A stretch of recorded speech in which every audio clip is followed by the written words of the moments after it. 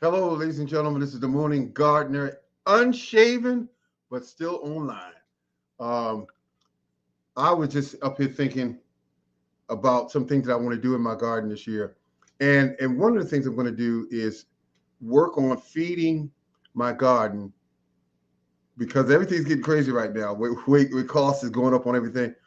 And let's get back to what I used to do back in the day. You can grow a complete garden with just the items that you have in your yard right now, and I can prove it. I fed my garden one year. I grew collard greens, corn, tomatoes, uh, uh, cucumbers, squash, and I grew them all using just grass clippings. All I did was put grass clippings around the plants, was an inch to 2 inches high, and allowed the uh, the regular rainwater that kept them everything moist because the grass clippers help keep it moist, help keep the temperature regulated in the garden, and on top of that, it is a source of nutrients and food for the plant, and it's natural food. It's not any of that synthetic chemicals that people sell you in those big box stores that make your food taste like metal. So I fed them the grass clippings, got some of the prettiest um, uh, cucumbers, some of the prettiest pieces of yellow squash you ever want to see, and it tasted just beautiful. And they were grown with using just grass clippings. The reason why I'm telling you this is because it's gotten really quite difficult, and it costs a great deal to grow stuff. And I know that you want to save some money. I hope that you do. Hello, how you doing, Miss Sue Miller? How you doing?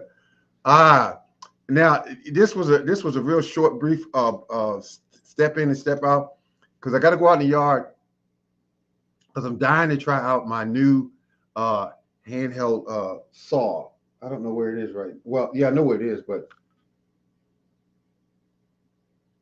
I don't know if I want to. I don't have any pictures of it right now. I thought I had some pictures of it sitting up here, but I don't have any pictures of them. All I have is these apples that are right behind me. But the name of the game is try to grow as much as you can.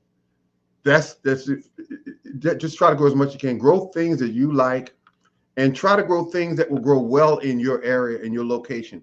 If you've had much success with, say, growing collard greens and kale, grow collard greens and kale. If you had success with carrots, potatoes, grow it.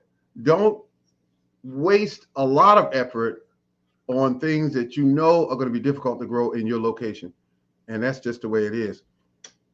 Some things might grow well in zone 7B, and zone 7A might grow other things that are just better grown there. So you work on your strengths. Today I can walk on, yeah, snow is frozen solid. Okay, Miss Miller. Let's see. Today I can walk on. Oh my goodness! You see, and we talking about we did getting ready to get some. We're getting ready to get some weather here in Maryland. We're getting ready to get some weather, and I had here what I had to do. I had to go out and buy me a vehicle for that purpose. Trying to get a vehicle was easy. I mean, it was easy, a little pricey, but it was easy.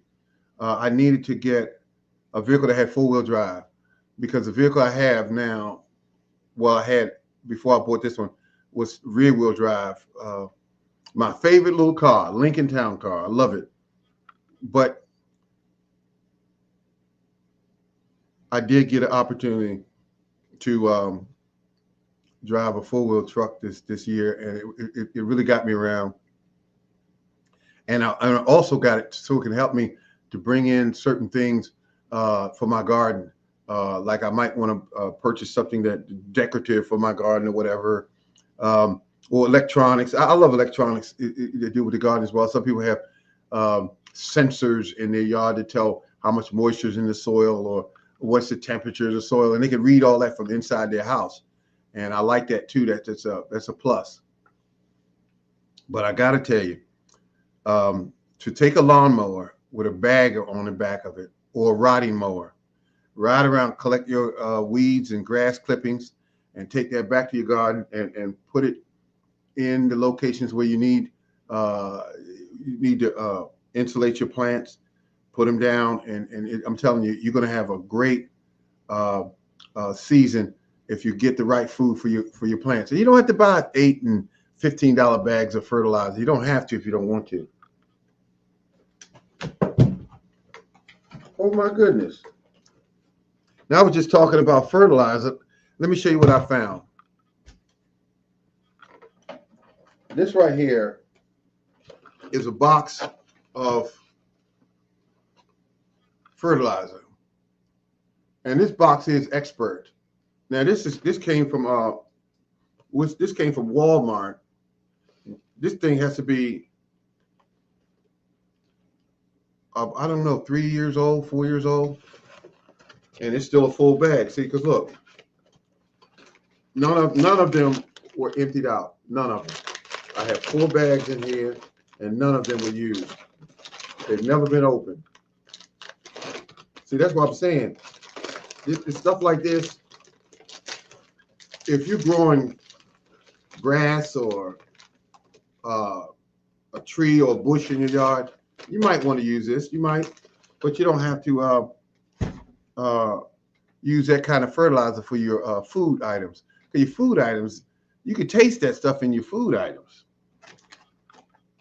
It's got the little measuring cup. Hello, how you doing, Mr. Price? See, you two are the only ones usually I get in here for say that, and some of them will chime in, but they never write anything because they say, well, I don't feel like writing, or hello, Walker, Creek Walker. God damn it, all the legends are in here now because they've been coming to my shows for the longest time. I just enjoy doing this. Found out today, I don't think that I get paid anything for my videos anymore. I don't know why. They said I didn't, something about information wasn't going back and forward or something. I don't care. Because it got really sad for me where, if you make $50 a year doing this, I was like, okay. But this is the great thing I'm getting out of this is I get to give this information to a lot of good people. Now, the only thing I'm thinking of right now is I've been doing this for 25 years, and I learned a lot over that period of time. I have seen myself, oh my gosh, I had years where everything went wrong.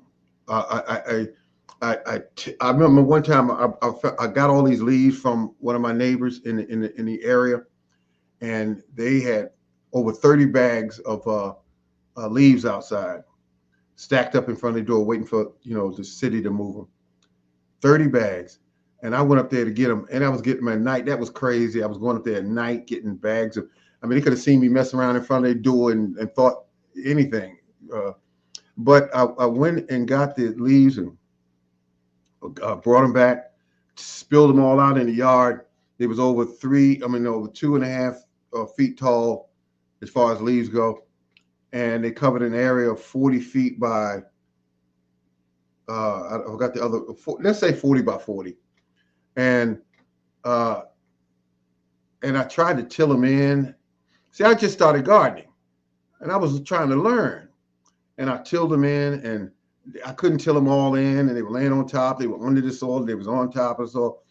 And then I tried to put the seeds in on top of that, and everything was, it was like, I wonder why none of the seeds would grow.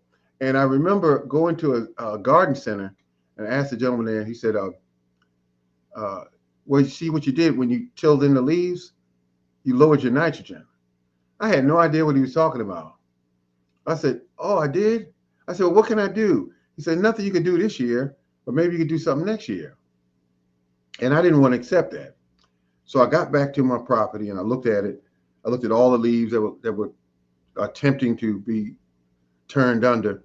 And I said, what did I do? And I'm thinking I ruined the soil forever. But that wasn't the case. What happened was he was saying that it takes energy excuse me, to break down those leaves. And it was just, the soil was different after I did that. And then I tried to grow next year, the following year, and everything grew. But I said, there's got to be an easier way to do this. And then I started, Paul Goucher, he was talking about wood chips and how he improved his soil. And then I said, wait a minute, how can I get wood chips? And I tried that. And it was a whole thing with that. I had 2 truckloads dumping in my yard on the same day. And my neighbors thought I was insane because they saw all these wood chips out there. And I just wanted the garden so bad. I just wanted I saw all this food growing, and I saw all these fruits and food growing on my property, and I got excited, and I just wanted it to happen, and I wanted so badly. I wanted to be the best gardener I could be, and I kept making mistakes, and I kept learning from the mistakes, and I'd make mistakes and I'd learn from them, and I'd make mistakes and I'd learn from them. And each year was just different. And sometimes I wanted to give up, and I said, no, I'm not going to give up. I said, I got to figure out, what am I doing wrong? I'll get some information and start bringing it to my arsenal. I bought a real gardening book for the first time. It's about 700 and some odd pages. And it was just all this information on how to improve the soil and everything. And I remember it showed me things that I would never do to my soil now. It talked about using granulated fertilizers. It talked about tilling the soil. And it talked about how deep to till. And I said, I don't want to do all that. I said, there's got to be a better way to do your garden. And then I started reading up about tilling.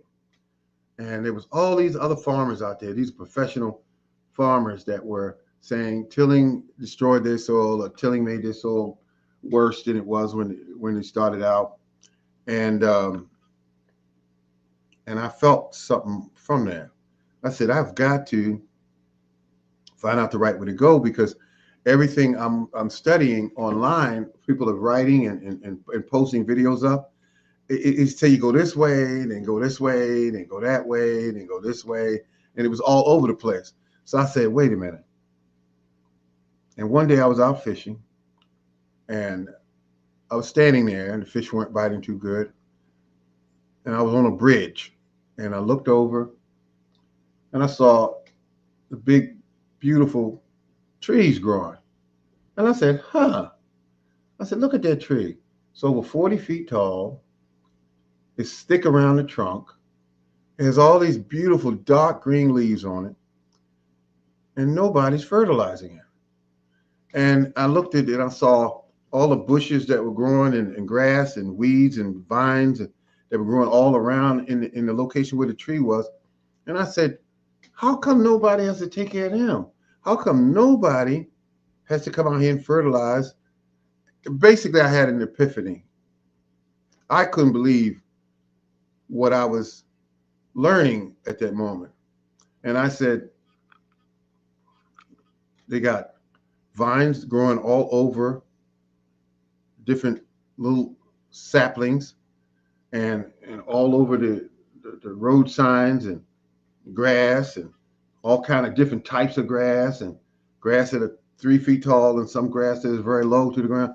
I said, what am I learning here? And I finally looked at it, and I said, natural environment. Natural. No one needs to do anything. And I looked around, and I saw the birds, and I saw the squirrels running.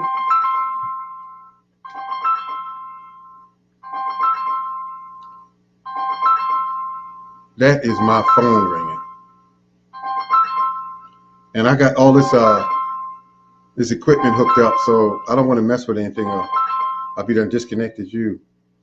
So what I found out was that all of the things I was learning was that nature does it flawlessly every single year.